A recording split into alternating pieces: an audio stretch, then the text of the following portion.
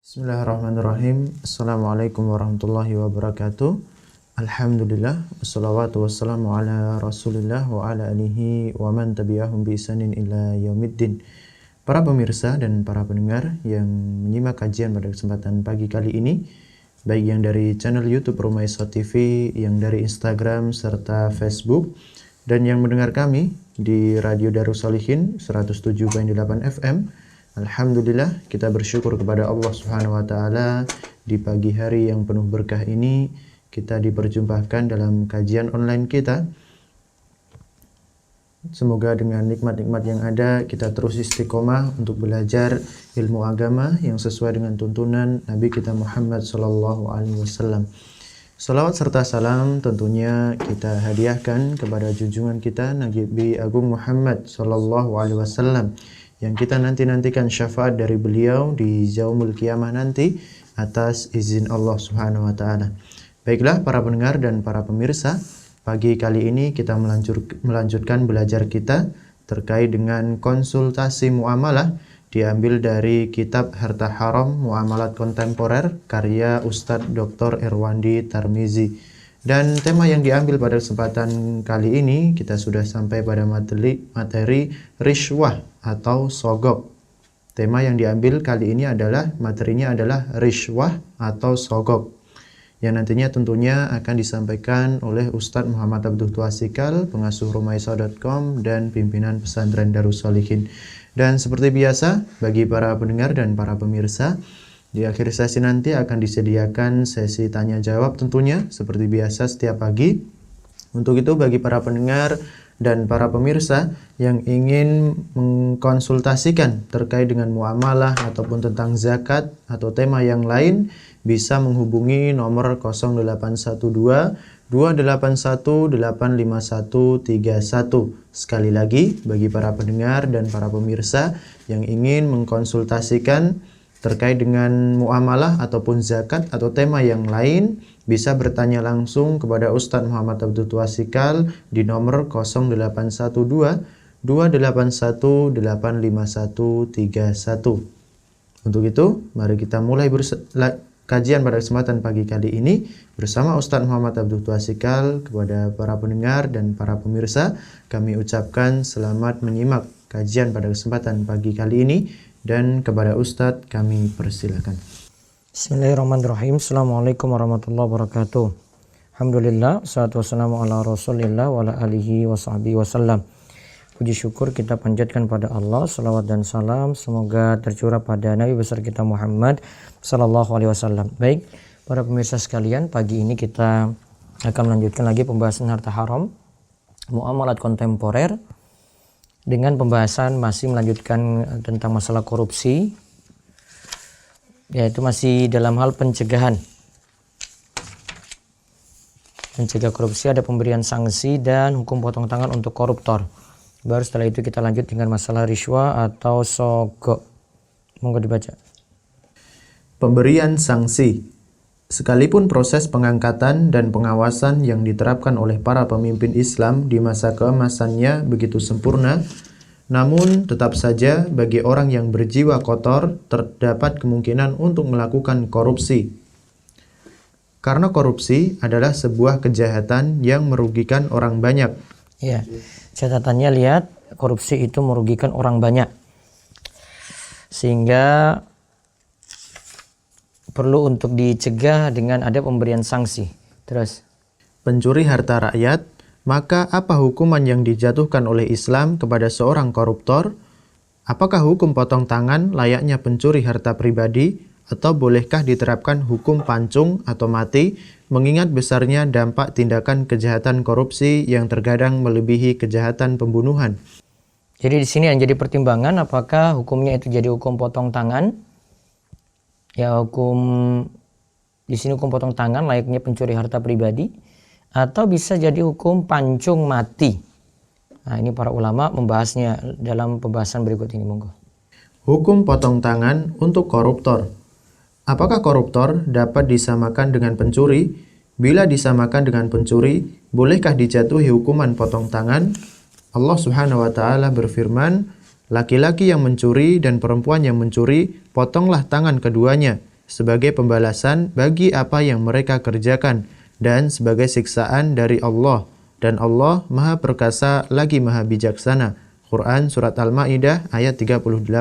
Was-sariqu was-sariqatu faqta'u aydiyahuma jazaa'an bima kasaba nakalam minallahi wallahu azizun hakim.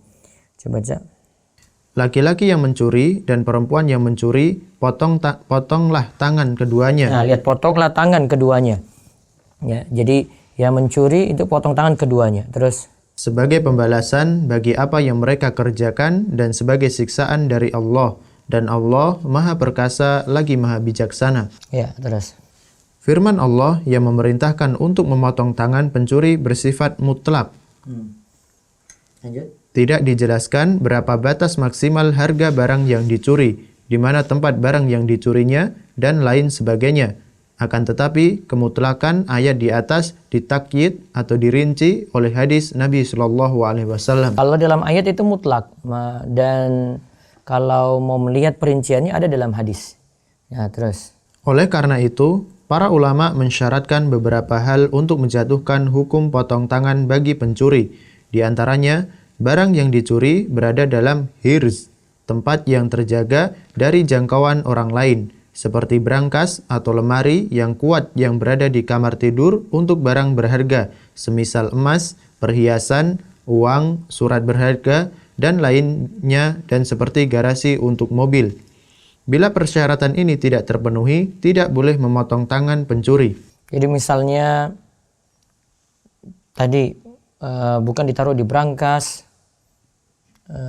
dia lalai untuk meletakkannya, maka tidak sampai hukum potong tangan seperti itu. Atau mobilnya dicuri cuma di pinggir jalan tanpa dikunci, atau motornya dicuri di pinggir jalan tanpa dikunci misalnya. Itu kelalaian dia. Ya, terus maka nanti tidak masuk dalam istilah mencuri di sini yang akibatnya itu potong tangan. Juga berdasarkan sabda Nabi SAW. Berdasarkan sabda Nabi SAW saat ditanya oleh seorang laki-laki dari suku Muzainah tentang hukuman untuk pencuri buah kurma. Di hadis disebutkan ma'ukhidha fi akmamihi fahtumila fasamanuhu wa misluhu ma'ahu. Wa makana minal jirani fa fihi al-qat'u idza balagha dzalika samanal mijan. Terus. Pencuri buah kurma dari pohonnya lalu dibawa pergi, hukumannya adalah dia harus membayar 2 kali lipat. Pencuri buah kurma dari tempat jemuran buah setelah dipetik, hukumannya adalah potong tangan. Jika harga kurma yang dicuri seharga perisai yaitu 1/4 dinar atau kurang lebih 1,07 gram emas. Nah, lihat ya, pencuri buah kurma dari tempat jemuran buah setelah dipetik, hukumannya adalah potong tangan. Jika harga kurma yang dicuri seharga 1/4 dinar. Ya, seharga 1/4 dinar. Nah, itu baru kena hukum potong tangan. Berarti ada ketentuan di sini. Barang yang dicuri itu bagaimana kondisinya, terus besarnya bagaimana. Lanjut. Hadis ini menjelaskan maksud ayat yang memerintahkan potong tangan, bahwa barang yang dicuri berada dalam penjagaan pemiliknya dan sampai seharga 1/4 dinar. Ya, terus. Persyaratan ini tidak terpenuhi untuk kasus korupsi, karena koruptor menggelapkan uang milik negara yang berada dalam genggamannya melalui jabatan yang dipercayakan kepadanya, dan dia tidak mencuri uang negara dari kantor kas negara. Oleh karena itu, para ulama tidak pernah menjatuhkan sanksi potong tangan kepada koruptor. Nah, jadi kalau potong tangan ini malah tidak pas dikenakan. Ya, potong tangan, kesimpulan kita itu tidak pas, karena untuk kasus potong tangan itu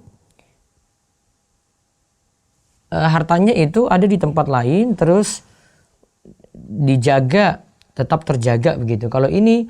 Kalau koruptor, dia menggelapkan uang milik negara yang berada dalam genggamannya gitu. Jadi berada dalam genggamannya, uang milik orang lain ada di genggamannya, sehingga tidak pas atau tidak tepat untuk hukum potong tangan tadi. Terus. Untuk kasus korupsi, yang paling tepat adalah bahwa koruptor sama dengan mengkhianati amanah uang atau barang yang dititipkan, karena koruptor dititipi amanah uang atau barang oleh negara.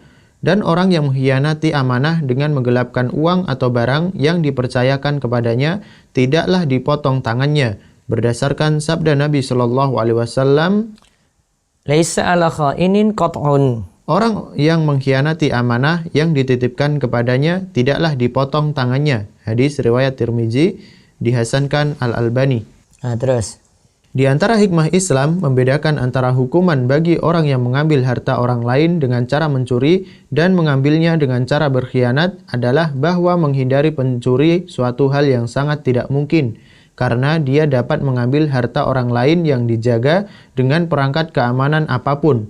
Maka tidak ada cara lain untuk menghentikan aksinya yang sangat merugikan tersebut, melainkan dengan menjatuhkan sanksi yang membuatnya jera dan tidak dapat mengulangi lagi perbuatannya, karena tangannya yang merupakan alat utama untuk mencuri telah dipotong.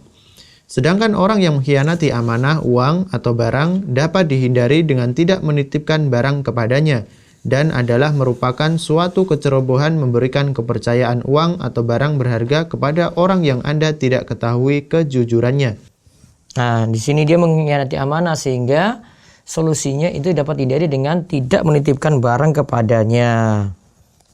Ya, tidak menitipkan barang kepadanya. Atau tidak menitipkan amanah kepadanya. Nah, terus. Maka kejahatan seorang koruptor sesungguhnya bukan saja kejahatan dia sendiri, akan tetapi juga kejahatan orang yang mengangkat serta mempercayakan jabatan penting kepadanya. Nah, ini kesalahan dari dia sendiri dan juga orang yang mengangkatnya. Karena memilih pegawai yang tidak amanah. Terus. Ini bukan berarti seorang koruptor terbebas dari hukuman apapun juga, akan tetapi dia dapat dijatuhi hukuman sebagai berikut. Ia wajib mengembalikan uang negara yang diambilnya, sekalipun telah habis digunakannya. Maka hartanya yang tersisa disita oleh negara dan sisa yang belum dibayar akan menjadi hutang selamanya. Berdasarkan sabda Nabi Shallallahu Alaihi Wasallam, Alal yadi ma akhadhat hatta tuaddi. Setiap tangan yang mengambil barang orang lain yang bukan haknya wajib menanggungnya hingga ia menyerahkan barang yang diambilnya. Hadis riwayat Tirmizi. Zailai berkata sanad hadis ini hasan. Nah, lihat, maka yang mengambil ini dia kembalikan uang negara tadi. Terus. Hukuman ta'zir. Hukuman ta'zir adalah hukuman yang dijatuhkan terhadap pelaku sebuah kejahatan yang tidak ditentukan oleh Allah karena tidak terpenuhinya salah satu persyaratan untuk menjatuhkan hukuman hudud. Sedangkan hudud, hukuman yang telah dijelaskan Allah dan Rasul-Nya, jenis hukuman serta persyaratannya seperti rajam dilempari dengan batu sampai mati atau 100 kali cambuk untuk orang yang berzina, 80 kali cambuk untuk orang yang menuduh orang lain berzina, 40 kali cambuk untuk orang minum khamr, potong tangan bagi pencuri, kisos, nyawa dibayar nyawa bagi orang yang membunuh jiwa, hukuman pancung bagi orang yang murtad, dan orang yang memberontak terhadap pemimpin yang bertakwa. Lihat ya, ini hukuman ada disebut di sini oleh Ustaz Irwandi, ada ta'zir, ada hudud. Kalau ta'zir, hukuman yang dijatuhkan terhadap suatu perilaku kejahatan tidak ditentukan oleh Allah. Ini nanti tergantung keputusan dari si hakim.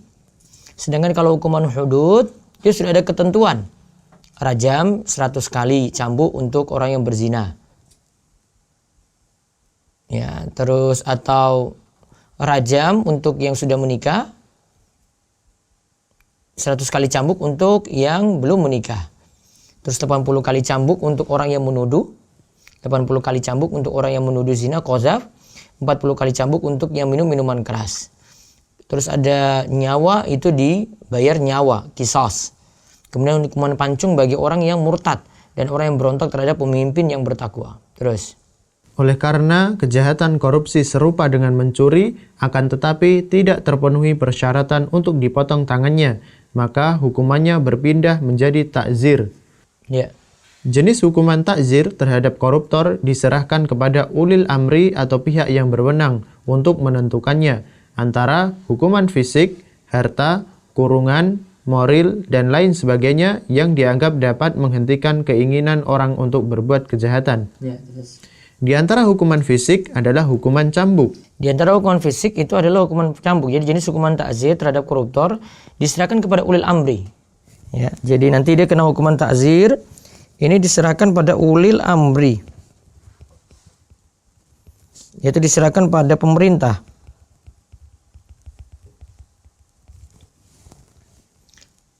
Antara hukuman fisik, hukuman terhadap harta, kurungan, mori dan lain sebagainya. Untuk menghentikan keinginan orang untuk berbuat kejahatan. Nah, di antara hukuman fisik bisa juga hukuman cambuk di situ. Lanjut. Diriwayatkan oleh Imam Ahmad bahwa Nabi menjatuhkan hukuman cambuk terhadap pencuri barang yang kurang nilainya dari 1/4 dinar. Nabi menjatuhkan hukuman cambuk terhadap pencuri barang yang kurang dari 1/4 dinar seperti yang disebutkan tadi. Jadi tetap dapat hukuman, tidak potong tangan namun dia kena hukuman cambuk. Lalu hukuman kurungan atau penjara juga termasuk hukuman fisik. Diriwayatkan bahwa Khalifah Utsman bin Affan pernah memanjarakan Dobi bin Al-Harith karena dia melakukan pencurian yang tidak memenuhi persyaratan potong tangan. Nah, dia pernah melakukan pencurian yang tidak memenuhi persyaratan potong tangan. Terus denda dengan membayar 2 kali lipat dari nominal harga barang atau uang negara yang diselewengkannya merupakan hukuman terhadap harta. Sanksi ini dibolehkan berdasarkan sabda Nabi Shallallahu Alaihi Wasallam terhadap pencuri buah kurma dari pohonnya lalu dibawa pergi, hukumannya dia harus membayar 2 kali lipat. Nah, membayar 2 kali lipat. Nah, di sini juga ketentuan yang tadi disebut dengan takzir. Terus hukuman takzir ini diterapkan karena pencuri harta negara tidak memenuhi syarat untuk dipotong tangannya, disebabkan barang yang dicuri tidak berada dalam hirs. Ya, tidak berada dalam hirs, penjagaan. Terus selain sanksi di atas, berbagai jenis hukuman lainnya yang dianggap memiliki dampak jera bagi para pelaku korupsi boleh diterapkan, seperti diberhentikan dari pekerjaan bagi koruptor harta negara dalam jumlah kecil atau diumumkan di media massa. Nah, bisa juga diumumkan aibnya itu di media massa. Terus hukum mati untuk koruptor. Adapun hukum mati bagi koruptor tidak dibolehkan dalam Islam. Nah, hukuman mati untuk koruptor tidak boleh. Berdasarkan sabda Nabi Shallallahu Alaihi Wasallam, la yahilu imri'in muslimin illa yashhadu an la ilaha illallah wa anni rasulullah illa bi ihda salasin as-sayyibu zani wa nafsu bin nafsi wa tariku lidini al-mufariqu lil jamaah. Tidak halal ditumpahkan darah atau dibunuh seorang muslim yang telah bersyahadat la ilaha illallah dan dia bersyahadat bahwa aku adalah utusan Allah, kecuali dia melakukan salah satu dari 3 hal, melakukan zina, dan dia adalah seorang yang pernah menikah, membunuh jiwa orang lain, dan keluar dari agama Islam, murtad yang memberontak terhadap pemimpin yang bertakwa. Hadis riwayat Bukhari dan Muslim. Nah, di sini dilihat 3 hal saja. Di luar ini berarti tidak boleh. Halal darah seorang muslim yaitu zina dan dia itu seorang yang sudah menikah. Kena rajam sampai mati. Membunuh jiwa orang lain. Jiwa dibalas jiwa. Kemudian keluar. Murtad dari Islam. Yang memberontak terhadap pemimpin yang bertakwa di sini. Atau memberontak juga kepada pemimpin yang bertakwa. Nah, terus hadis di atas. Hadis di atas menjelaskan bahwa tidak boleh menerapkan hukuman pancung kepada seorang muslim yang melakukan tindak kejahatan apapun, kecuali ia adalah pelaku salah satu dari 3 kejahatan yang telah disebutkan Nabi Shallallahu Alaihi Wasallam di atas, dan pelaku tindak korupsi tidak termasuk salah satu yang disebutkan Nabi Shallallahu Alaihi Wasallam. Bukan masuk dari orang yang berzina, bukan. Dia sudah menikah, bukan ya. Sebenarnya sudah menikah, bukan. Membunuh jiwa orang lain juga bukan. Terus keluar dari agama Islam, murtad yang memberontak terhadap pemimpin yang bertakwa juga bukan. Terus dan juga alasan? Dan juga alasan tidak boleh menerapkan hukuman mati terhadap koruptor andaikan seorang yang mencuri harta negara dari kantor kas negara yang tidak dipercayakan kepadanya untuk mengurusinya tidak boleh dibunuh. Ia hanya boleh dijatuhi hukuman potong tangan, apalagi seorang koruptor yang mengambil harta yang dipercayakan kepadanya. Wallahu a'lam. Nah, jadi hukuman mati bagi koruptor tidak tepat. Ini tinjauan hukum dari Ustadz Irwandi yang disebutkan dalam buku ini. Baik, terus kita bahas tentang rishwah atau sogok. Rishwah atau sogok atau suap. Di antara bentuk muamalat yang mengandung kezaliman terhadap orang banyak adalah sogok. Rishwah, sogok atau suap adalah sesuatu yang diberikan berupa uang, barang, hadiah, ataupun jasa kepada seorang hakim atau siapapun juga agar hakim, pejabat, aparat, dan lainnya berpihak kepada pemberi dengan melakukan apa yang diinginkannya, baik keinginan tersebut sesuatu yang terlarang ataupun tidak. Lihat ya pengertiannya. Ada sesuatu yang diberi.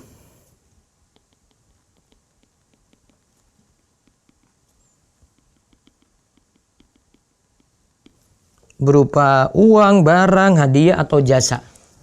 Ya, jadi ada yang berupa barang, ada yang berupa jasa juga di sini. Jadi sesuatu yang diberi itu bisa berupa barang atau jasa.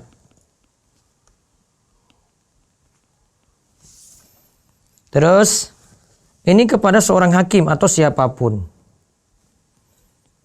Diberikan kepada seorang hakim atau siapapun.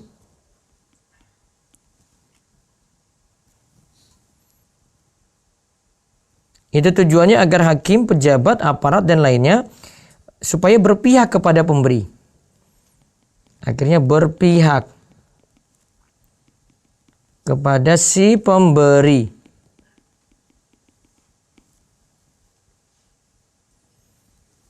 Berpihaknya bagaimana? Dengan melakukan yang diinginkan. Dengan melakukan yang diinginkan. Terus, di sini baik keinginan tersebut suatu yang terlarang ataupun tidak. Keinginannya ini ada dua macam berarti ya. Ada yang terlarang,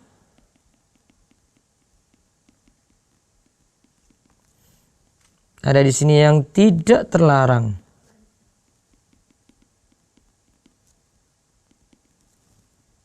Itu diingat baik-baik. Pengertiannya ya, ada kurang lebih 5 di sini ketentuan. Ada sesuatu yang diberi. Terus kepada seorang hakim atau siapapun. Di sini juga ada hakim, pejabat, aparat. Terus tujuannya supaya berpihak kepada si pemberi. Berpihak ya. Terus dengan melakukan yang diinginkan, yang dia berpihak di sini inginkan apa gitu. Terus ada keinginannya di situ yang terlarang ataupun tidak terlarang. Nah, terus Ustaz Irwandi bawa pembahasan pertama, rishwa itu penyakit kronis orang Yahudi. Baca. Sogok bukan saja penyakit kronis masyarakat modern, akan tetapi telah mewabah pada umat Yahudi dan kaum musyrikin sebelum Islam datang. Ya, terus. Allah telah mencap umat Yahudi sebagai pemakan rishwah. Allah berfirman, Sama'una lil kadhibi akaluna lis-suhti. mereka, orang Yahudi, itu adalah orang-orang yang suka mendengar berita bohong, banyak memakan yang haram, uang sogok. Al-Maidah ayat 42. Nah, mereka itu mudah termakan hoax. Kalau zaman ini kalau kita lihat di tayangan-tayangan, orang Yahudi itu nuduh umat Islam itu sebagai teroris. Pokoknya umat Islam atau orang Arab pokoknya teroris dia. Sudah dicap kayak gitu, termakan dengan ya, al-kadzib, berita dusta. Akaluna lis-suht. Mereka itu banyak memakan suht, harta sogok. Itu sifat orang Yahudi. Akaluna lis-suhti. Terus. Hasan al-Basri dalam menafsirkan ayat ini berkata, adalah para hakim, penegak hukum Allah di kalangan Bani Israel apabila mengadili sebuah persengketaan, salah seorang yang bersengketa menyimpan uang sogok di lengan jubahnya seraya memperlihatkan ke hakim. Lalu ia menyampaikan dakwaannya dan serta-serta hakim memutuskan perkara sesuai dengan dakwaannya. Maka hakim tersebut memakan uang sogok dan mendengar dakwaan dusta. Nah, ada uang sogok itu sudah disodorkan nih di lengan bajunya. Lantas dia minta supaya hakim itu berpihak padanya. Nah, itu yang namanya disebut dengan akaluna lis-suhti. Ya, mereka itu sifat Yahudi. Ingat ya, sifat Yahudi.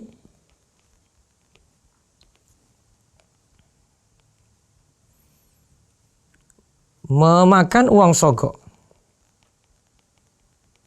Ini contoh ada kasus pengadilan ya, persengketaan.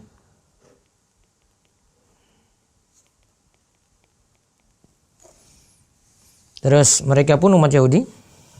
Mereka pun umat Yahudi tahu bahwa para penegak hukum Allah dari kalangan mereka adalah para pemakan harta sogok.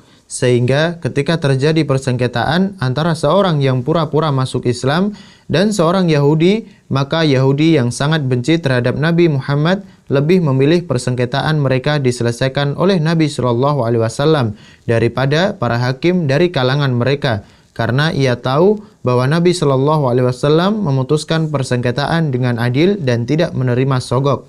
Nah, Nabi SAW itu memutuskan persengketaan dengan adil. Jadi orang Yahudi itu sudah tahu.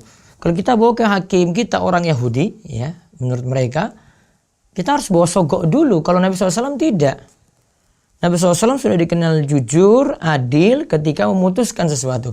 Kalau hakim-hakim orang Yahudi itu menerima sogok dulu, baru nanti mereka mendapatkan hasil gitu, sesuai dengan keinginan mereka. Kalau dengan Nabi SAW mereka punya masalah, mereka sampaikan kepada Nabi SAW dan pasti dihukumi adil. Diriwayatkan oleh Ibnu Jarir dari Sya'bi bahwa seorang munafik berpura-pura masuk Islam, bersengketa dengan seorang Yahudi di kota Madinah. Maka ketika Yahudi meminta agar persengketaan mereka diadili oleh Nabi Muhammad karena dia tahu bahwa Nabi Shallallahu Alaihi Wasallam tidak menerima sogok, orang munafik tadi menolak permintaan Yahudi. Lalu mereka sepakat untuk mendatangi seorang tauhid, dukun atau paranormal, memutuskan perkara mereka. Lalu Allah menurunkan firman-Nya mengutuk orang munafik tadi. Jadi Nabi Muhammad SAW itu sudah dikenal tidak menerima sogok. Ya, lihat ya di sini dikatakan alam taro ilal ladzina yaz'umuna annahum amanu bima unzila ilaika wa ma unzila min qablik yuriduna ayyatahakamu ila taghuti wa qad umiru ayyakfuru bihi wa yuridu syaitanu ayyudillahum dhalalan ba'ida.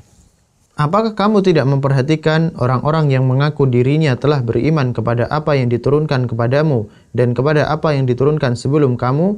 Mereka hendak berhakim kepada tauhid, padahal mereka telah diperintah mengingkari tauhid itu, dan syaitan bermaksud menyesatkan mereka dengan penyesatan yang sejauh-jauhnya. An-Nisa ayat 60. Nah, terus tradisi sogok. Tradisi sogok di kalangan Yahudi benar-benar mendarah daging. Yahudi Khaybar pernah berusaha menyogok Abdullah bin Rawahah, sahabat Nabi yang diutus Nabi Shallallahu Alaihi Wasallam untuk menarik kharaj, pajak hasil pertanian dari Yahudi Khaybar, namun ia menolaknya. Terus Imam Malik meriwayatkan dari Sulaiman bin Yasar. Nah, lihat ya, tadi tradisi sogok itu di kalangan Yahudi benar-benar mendarah daging. Yahudi Khaybar pernah berusaha menyogok Abdullah bin Rawahah itu supaya untuk menarik kharaj, pajak hasil pertanian dari Yahudi Khaybar. Namun ia menolaknya. Ketika itu. Terus Imam Malik meriwayatkan dari Sulaiman bin Yasar bahwa Rasulullah Shallallahu Alaihi Wasallam mengutus Abdullah bin Rawahah radhiyallahu anhu untuk menaksir hasil kharaj dan menariknya dari Yahudi Khaybar. Untuk menaksir hasil kharaj dan menariknya dari Yahudi Khaybar. Terus setelah sampai di Khaybar, para Yahudi mengumpulkan perhiasan. Lalu mereka menyerahkan perhiasan tersebut kepada Abdullah seraya berkata, "Ini untukmu dan mohon kurangi pajak kami." Nah, jadi mereka sogok supaya Abdullah yang ketika itu narik kharaj, narik pajak dari hasil pertanian. Ini ada istilah sendiri kalau untuk kharaj ini ya. Ini bukan pajak kayak yang ada saat ini ya. Nah, mereka menariknya ketika Abdullah ingin menariknya upeti untuk hasil pertanian ini, mereka sogok supaya ya upeti tadi itu dikurangi. Terus Abdullah bin Rawahah berkata, "Ya ma'syara Yahud, wallahi innakum lamin abghadi khalqillah ilayya wa ma dzaka bihamili ala an ahifa alaikum fa amma ma aradtum minar rishwati fa innaha suhtun wa inna la na'kuluha." Wahai umat Yahudi, demi Allah, sesungguhnya kalian adalah makhluk Allah yang paling aku benci. Akan tetapi kebencianku tidak akan mengantarkanku untuk menzalimi kalian dengan menaikkan taksiran pajak melebihi ketentuan syariat. Adapun harta yang kalian tawarkan adalah rishwah, harta haram dan kami tidak memakan harta haram. Jadi sahabat seperti Abdullah bin Rawaha saya tahu itu riswa, sogok.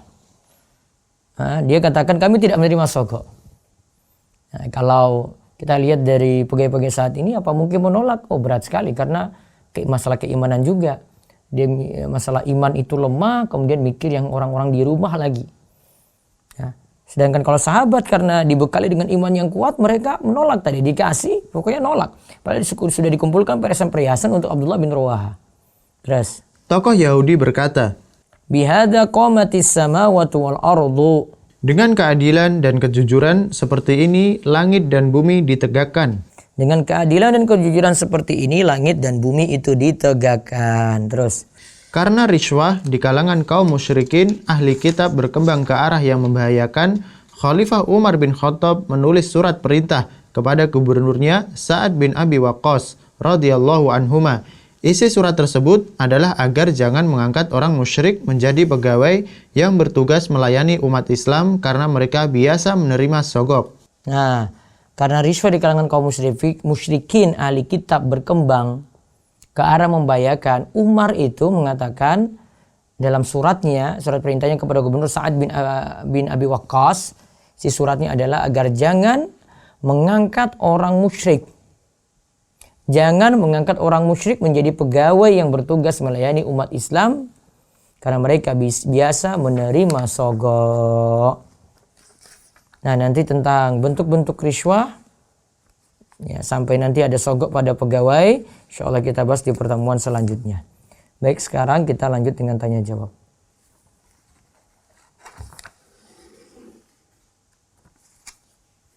Dari WhatsApp.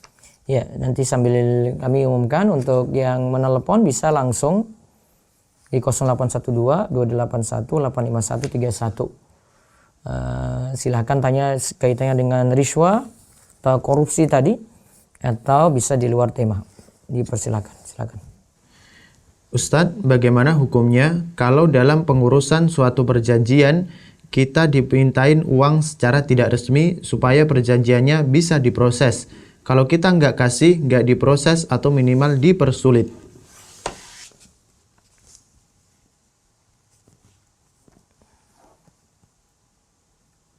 Di sini nanti ada kapan riswa dibolehkan.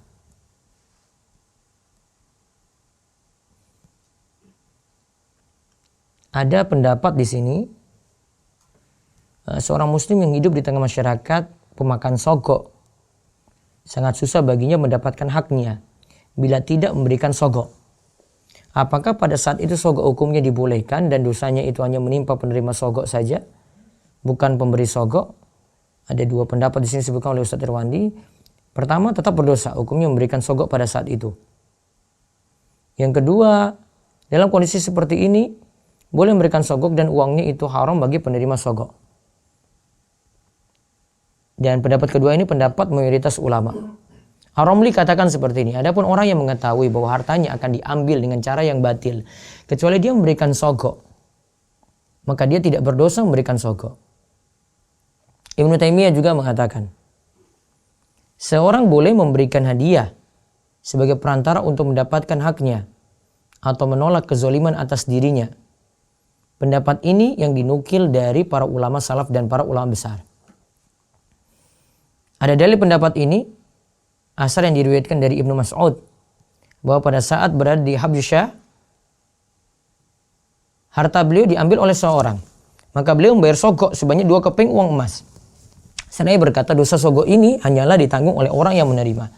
Asar ini diriwayatkan oleh Qurtubi dalam tafsirnya. Juga dapat dianalogikan dengan tebusan membayar tawanan muslim yang ditahan oleh orang kafir dalam sebuah peperangan. Persamaannya bahwa harta yang dibayar oleh orang kafir kepada orang kafir untuk mendapatkan hak, yaitu nyawa seorang muslim sama dengan sogok. Akan tapi dibolehkan untuk menolak kezoliman atas dirinya, begitu juga hukumnya dengan membayar sogok untuk menolak kezoliman. Jadi mudah-mudahan itu sudah sebagai jawaban. Walaupun nanti kita akan bahas kapan riswa dibolehkan. Jadi bagi penerima dihukumi haram yang memberi ya karena keadaan darurat. Baik, assalamualaikum. Halo, assalamualaikum. Waalaikumsalam. Dengan Bapak siapa di mana? Dengan Irwin Pak di Sleman. Pak siapa? Irwin. Irhim. Iya. Baik, silakan Pak. Mau tanya Mas, Iya. kan saya sekarang kondisi bekerja di sebuah instansi pemerintah. Ya. Nah kebetulan di sana tuh setiap kali selesai sebuah pekerjaan, pihak ketiga itu selalu memberikan macam amplop gitu kan ke kami yang notabene bekerja di sana. Nah itu kondisi pekerjaan sudah selesai, bukan sebelum mulai pekerjaan. Nah ketika mereka ngasih amplop, sebenarnya saya tolak Pak, tapi dari pihak sana itu menolak. Kira-kira sebenarnya ada uangnya harus dikemanain, apakah bisa disumbangkan ke sebagainya. Ya, terima kasih. Nanti akan terjawab di pertemuan selanjutnya ini, seperti yang saya akan dapat dari buku ini. Kalau saya sendiri sarankan tidak terima sih, serahkan pada orang lain. Serahkan ke orang lain ya? Iya. Jadi kalau dapat seperti itu serahkan pada orang lain. Saya tidak dimakan pribadi demi kewaraan atau kehati-hatian. Baik. Cukup? Ya. Iya, iya.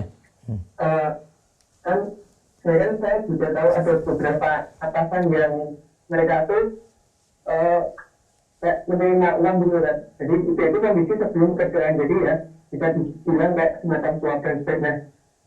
Gimana caranya saya misalnya memberitahu ke atasan kalau itu hal yang tidak baik dan sebagainya, kira-kira gimana caranya? Atasan apa tadi? Sering menerima uang. Atasannya yang menerima? Iya. Dari ya itu tadi pihak penyedia jasa dan sebagainya, untuk diloloskan agar bisa mendapatkan proyek tersebut. Ini pegawai negeri ini? Ya, di instansi pemerintah. Nggak boleh. Ya, itu cara ngasih tahunya itu gimana Pak? Agak berat ya. Karena kan tadi dia kasih untuk keberpihakan, supaya berpihak kan padanya, terus untuk mendapatkan keinginan yang di situ keinginan terlarang atau keinginan yang tidak terlarang, seperti pengertian yang tadi disebutkan oleh Ustaz Irwandi di awal. Maka ya secara pengertian itu sogok. Ya. Jadi kalau nanti akan kita bahas di bagian terakhir ini, kecuali kalau terpaksa kita yang memberi loh kalau ini. Kalau yang menerima tetap tidak boleh. Iya, tapi kalau yang memberi, saya misalnya mau buat sebuah kartu gitu di instansi pemerintah, saya dipersulit, ya. Namun itu hak saya dapat, padahal gratis. Saya memberi, yang menerima tetap haram dia terima, namun saya memberi karena itu hak saya, dia persulit hak itu. Nanti akan ada beberapa perkataan kita akan lihat lagi itu. Ya, yang menerima yang masalah ini. Terima kasih Ustaz. Iya.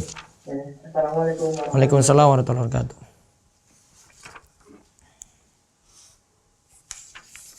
Terus, Bismillah, afwan Ustadz, dimohon penjelasannya. Apabila saya memiliki tabungan yang telah sampai nisab zakat, namun sebagian besar porsi dari tabungan itu akan digunakan tahun ini untuk membayar biaya pembelian rumah, apakah porsi tabungan untuk rumah tersebut wajib dikeluarkan zakatnya? Kalau itu tabungan dan sudah memenuhi nisab, ya kena. Ya, dia kena zakat 2,5%. Jadi misalnya dia mau bayar bulan ini nih, Ramadan kebiasaannya, maka dia kena di situ. Wallahu a'lam. Terus, ya jadi. Maka dia nanti kena 2,5%. Ketika ingat ya, 2,5% itu kecil banget loh. Jadi kalau mau ya tetap keluarkan. Jadi nggak usah banyak-banyak perhitungan. Wah ini saya keluarkan bagaimana gini-gini. Kayaknya nggak berat. Ini kadar yang kecil. 1/40. Jadi kan punya bagian ada 40, cuma diambil satu bagian saja. Nah itu nanti ditimbang-timbang. Monggo ada telepon? Assalamualaikum. Assalamualaikum. Putus? Ya. Ustadz, saya mau bertanya, saya merasa lupa tasyahud awal pada saat sholat dan di akhir melakukan sujud sahwi. Dan pada saat melakukan sujud sahwi, saya ingat kalau saya sudah melakukan tasyahud awal. Lalu apakah sholat saya sah? Serba ini bingung dia itu. Sholatnya sah, namun dia cukup sujud sahwi saja. Dia sudah bingung tadi, lupa tasyahud awal. Terus dia dapatkan penjelasan, dia sudah tasyahud awal. Orang bingung, ya, sujud sahwi saja. Terus monggo. Assalamualaikum. Waalaikumsalam. Dengan ibu siapa di mana? Dari Ummu Hana di Jakarta Timur. Ya silakan Bu. Mau tanya masalah zakat ini Ustaz. Iya monggo Bu. Ini anak saya ini alhamdulillah punya tabungan uang dan emas. Nah, itu alhamdulillah cukup nisab, sudah masuk nisab haul, sudah mencukupi. Tapi sekarang ini dia mempunyai hutang gitu ya. Nah, apakah membayarkan atau mengeluarkan zakatnya itu setelah mengeluarkan utang-utangnya atau sebelumnya, Pak? Utangnya kapan jatuh tempo? Utangnya nggak pakai jatuh tempo. Pokoknya kalau dia punya uang mau dibayarkan itu aja. Gini, maksudnya jatuh temponya sekarang ini kayak ketika mau bayar zakat atau masih bisa ditunda? Fleksibel, soalnya berhutangnya kepada orang yang dekat gitu. Kalau begitu bayar zakat dulu, kan cuma 2,5% ya. 2,5% zakat. Nah, terus setelah itu bayar utang. Oh gitu. Iya. Jadi diinikan dulu ya. Iya. Dicatatkan dulu. Iya. Oh gitu. Iya. Ya jazakallah Ustaz. Iya Bu. Jazakallah Iya. khairan. Waalaikum.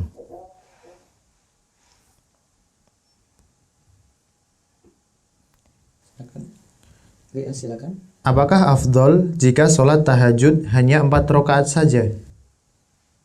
Ya kalau lihat dari sisi itu ya sah. Ibnu Abdul Bar mengatakan dalam At-Tamhid tidak ada kadar minimal, tidak ada kadar maksimal untuk sholat malam. Maka 4 rakaat juga sah. Namun afdolnya lakukan seperti yang Nabi SAW lakukan itu 11. Ada telepon? Ya. Assalamualaikum. Assalamualaikum. Waalaikumsalam dengan ya Bu. Ini dari live kajian Ustaz ya? Iya betul Bu. Fokus ke telepon saya aja. Iya ya. Ini kan nggak dimatikan gitu. Ini yang suara siarannya pelanin dikit Bu. Oh suara siarannya pelanin ya? Iya nanti baru Ibu fokus ke telepon saya. Iya ya berarti siap. Halo. Ya silakan Bu. Ya halo. Bu siapa di mana? Waalaikumsalam warahmatullahi wabarakatuh. Ya Ustaz, ini saya mau tanya Ustaz. Nah, sebagai perusahaan yang berhubungan dengan instansi pemerintah Ustaz ini, nah pada saat ini kan musim lebaran, mau lebaran Ustaz. Nah, suami ini kan sebagai direktur di perusahaan tersebut. Nah, saat suami ini, pekerja di perusahaan ini tadi. Ya. Suami pekerja di situ. Ya di perusahaan direktur. Nah ini sering saat ini itu sering mendapat telepon atau WA atau SMS yang menanyakan tentang THR Ustaz. Di mana kami itu memang memerlukan pelayanan dari instansi tersebut. Nah kami bingung mau memberi apa kayak gitu Ustaz. Ya. Ya itu maksudnya kalau nanti kita nggak ngasih, kita pelayanannya dihambat atau bagaimana gitu. Posisi suami itu perusahaan di luar instansi pemerintah. Iya, di luar instansi pemerintah. Dan lebaran, ya. Instansi itu menanyakan untuk THR. Petugasnya, bukan instansinya, tapi petugas-petugasnya di lapangan menanyakan atau WA atau telepon mengenai THR gitu. Nah, kalau memang dipersulit nanti untuk selanjutnya dengan keadaan terpaksa diberi saja. Iya, nanti untuk mereka nanti baru yang masalah untuk mereka di situ. Kalau mereka persulit selanjutnya itu dan memang sudah kebiasaan dipersulit kalau kayak gitu tidak dikasih. Ya, karena memang pegawai-pegawai kita belum pada sadar gitu tentang hal tadi yang kita bahas. Kalau pada sadar ya dia sudah otomatis sudah ini pekerjaan saya nggak nerima. Gitu. Jadi kalau keadaan terpaksa ya Bu, nanti ada bahasan setelah ini nanti Satriwandi akan singgung tentang riswa yang dibolehkan. Yaitu dibolehkan bagi si pemberi karena terpaksa, yang menerima tetap haram. Ya gitu Bu. Jadi ya. Saya Fadli dari Brebes ingin bertanya, gimana caranya setiap kami sahur, setelah makan sahur tidur, akhirnya sholat subuh kesiangan dan tidak berjamaah, apakah kami berdosa? Ini mungkin Berdosa. Ya, karena tadi ya, dia sudah dapat waktu subuh sebenarnya bisa. Makanya makan sahur itu jangan terlalu malam. Makan sahur itu mepet subuh saja biar kebiasaan itu nggak ada lagi. Ini bagi semua ya, yang muda maupun yang tua gitu. Kesalahannya adalah ketika makan sahurnya terlalu malam jam 3. Subuh jam 4.20. Akhirnya setelah makan sahur tidur. Bangunnya jam 7. Dosa. Ya. Karena dia masih bisa kerjakan sholat subuh tepat waktu. Kesalahan dia dari di situ. Maka jangan ulangi lagi seperti ini. Ya, assalamualaikum. Ada yang telepon? Ya. Waalaikumsalam. Dengan siapa di mana? Dengan Wibi Ustaz di Sleman. Pak siapa? Wibi Ustaz di Sleman. Wibi di Sleman. Ji, monggo. Nah Ustaz, ini keluar tema nggak apa-apa Ustaz? Ji, nggak apa-apa. Baik. Begini Ustaz, salah satu saudara kami itu menikah dengan seorang perempuan yang notabene dikatakan indigo dan keluarganya juga mempercayai hal-hal yang berbau mistis Ustaz. Keluarga si perempuan ya? Iya, keluarga si perempuan. Iya, terus. Saudara kami ini diminta untuk melakukan hal-hal yang berbau mistis tersebut dan karena nggak enakan itu dilakukan Ustaz.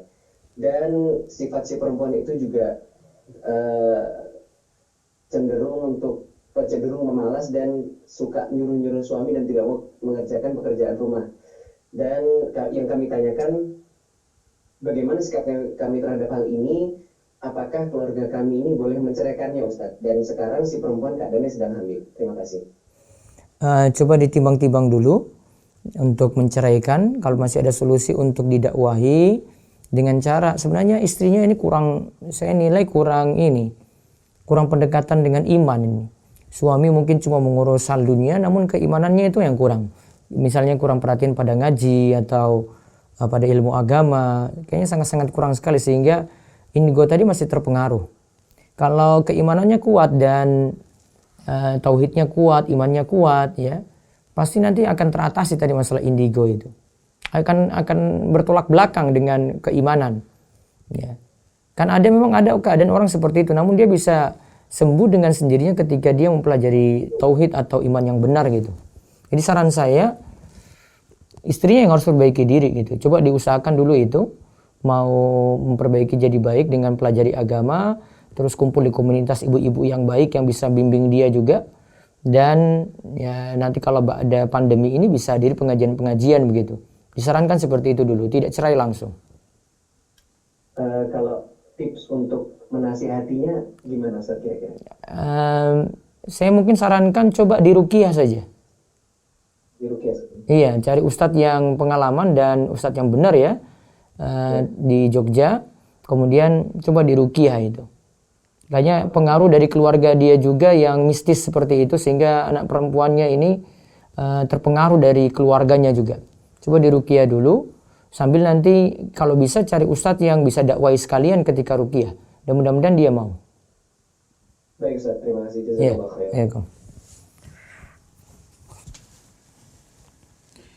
Ustadz, bagaimana hukumnya jika wanita berhaji tanpa mahram Ustadz? Ada beda pendapat di antara para ulama kalau hajinya haji wajib. Sebagian berpendapat tetap tidak boleh karena syarat kemampuan itu kalau untuk wanita harus disertai mahram. In stata'ta ilai sabila. Bagi yang mampu melakukan perjalanan di sini berarti harus punya mahram. Dan ada sebagian yang katakan kalau mahram ini kalau tidak ada maka hanya berlaku untuk haji wajib, haji yang pertama berarti. Dan dia bersama dengan wanita-wanita yang bisa melindungi dirinya. Wallahu a'lam. Ya, assalamualaikum. Waalaikumsalam warahmatullahi wabarakatuh. Iya. Assalamualaikum Ustaz. Waalaikumsalam. Ustaz. Iya, dengan Pak siapa di mana? Arif di Bogor. Ya, silakan Pak Arif. Saya mau tanya, misalkan kita punya toko online di Instagram, Iya. habis itu kita ngadain giveaway secara gratis, cuma-cuma hadiahnya untuk beberapa orang, tapi dengan syarat dia itu komen dengan nge-tag temennya Ustaz di apa sih, di Instagram kita itu, kan otomatis keuntungan yang kita dapat itu akan banyak Follower. yang lihat toko kita lah gitu ya. Iya, banyak follower lah ya. Iya, banyak follower. Nah itu hukumnya gimana ya Ustaz ya kalau kayak gitu? Giveaway-nya apa? Ada pertanyaan?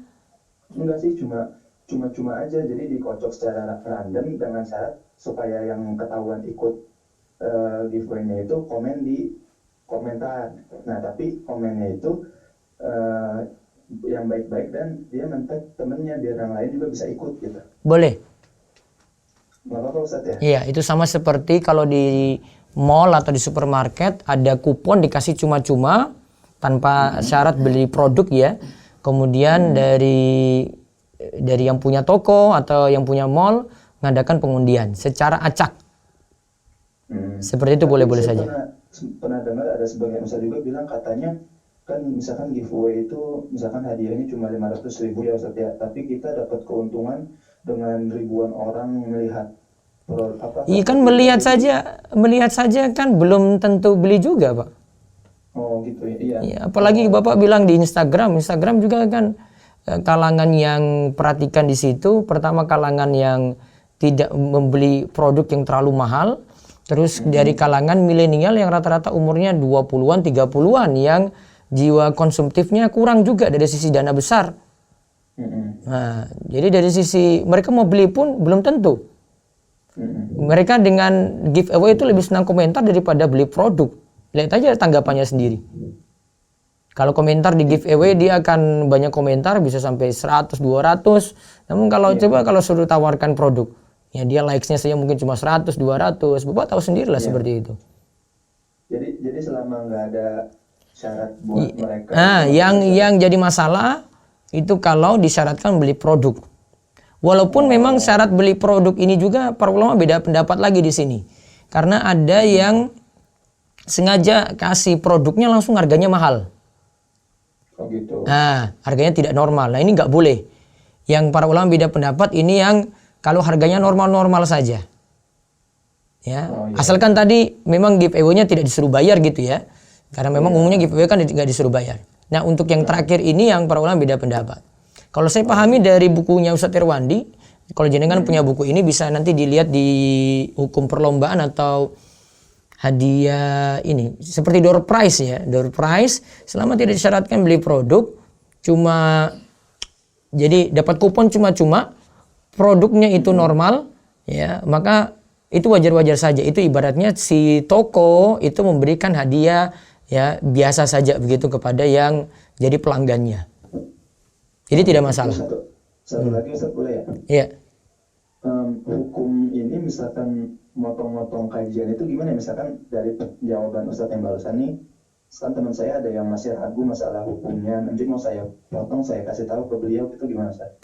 Bapak cuma sebar ini aja untuk pribadi saja. Soalnya kalau sebar dengan video ke halayak ramai nanti di sini aja yang nyebar karena nanti kami perlu edit dan ini lagi potong-potong sendiri. Oh gitu siap. Iya. Jadi buat konsumtif pribadi nggak apa-apa. Nanti sampaikan saya kepada yang belum paham.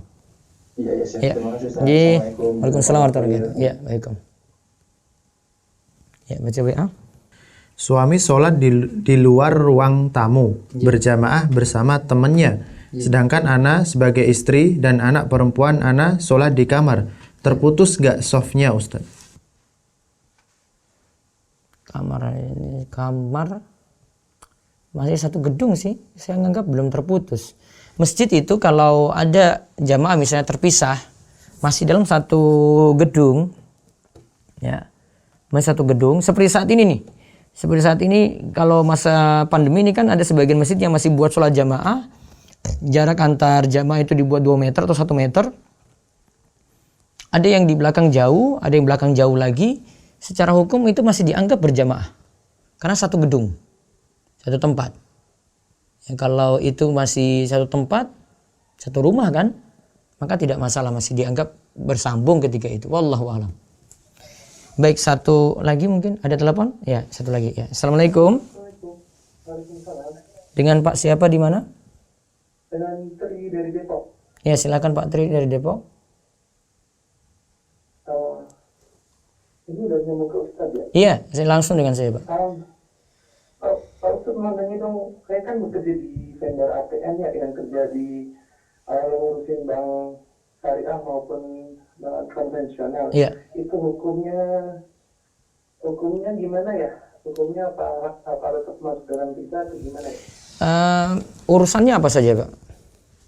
Urusannya ada ngurus ATM kayak yang meyakinkan bahwa ATM itu online, terus EDC, mesin EDC, terus ada juga perbaikan ATM gitu-gitu sih Ustaz. Kaitannya dengan Pengantaran uang. dengan riba ada nggak kaitannya dengan riba secara langsung? Enggak juga sih. Cuma ini aja ya, untuk ATM-nya saja ya, online atau tidak gitu. ATM. Untuk bank konvensional atau bank syariah kepada perusahaan saya gitu sih. berarti ATM itu ada vendor sendiri yang mengurus supaya ini tetap online gitu, lancar gitu, terkoneksi satu dengan yang lainnya gitu ya. Iya. Nah, kalau saya nilai sendiri sih itu transaksi biasa, tidak sampai riba. Kalau dia berkaitan langsung misalnya dengan kartu kredit atau ini baru sih. Wallahu alam, tidak masalah. Tidak berarti bukan Iya. masuk dalam surat Al-Maidah yang ayat 2 itu ya. Ustaz.